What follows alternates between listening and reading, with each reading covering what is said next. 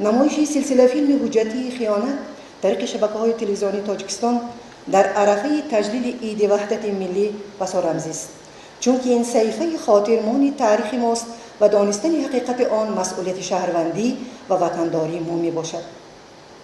صحنه‌ها چهره‌های شناس در فیلم خاطراتم را ورق‌گردان کردند.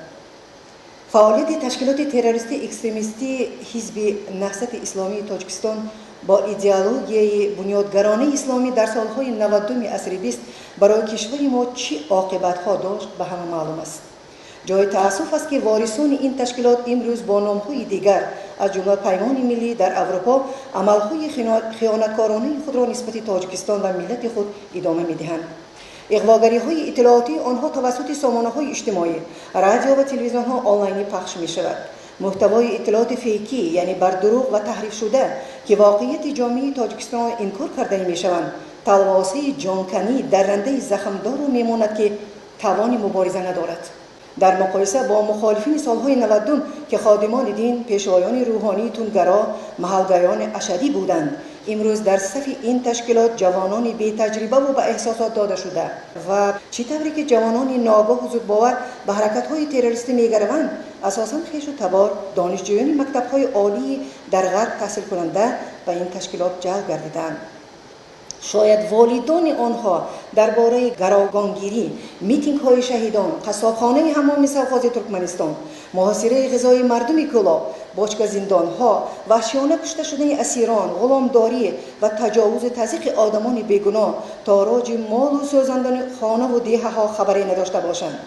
برآمدهای این مبارزان بنام عدالت‌خواه را کارگردان‌های پس پردگی خارجی آماده می‌کنند و آنها تنها می‌خوانند.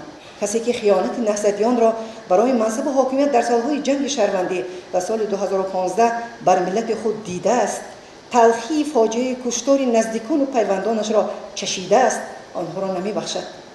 وقتی که از منبر کنفرانس‌های بین‌المللی این توده گمراه شدگان دعوای دموکراسی، آزادی سخن، عدالت سودی، حفظ حقوق برآمد می‌کنند، از آن بوی غرض، محل‌گرایی، تحقیر انسان و منفعت شخصی می‌آید. گویا آنها به جامعه جهانی گفتن می‌خواهند که در غم تاجیکستانند.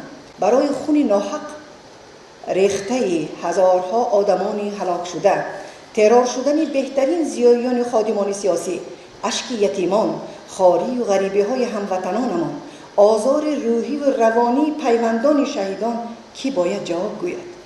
هر عمل را پاداش است. فراموش می‌کنند که مردم ما اصل دسیسه‌های این تشکیلات‌های تروریست را درک کردند و بازگشت به قفا نخواهد بود. هیچ یک فرد سالم تکرار شدن جنگ را نمی‌خواهد.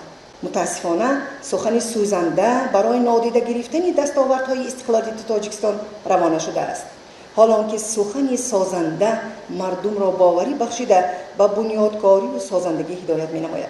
دریغ که مناسبت آنها به زادگاه خلق خود خیانت نام دارد.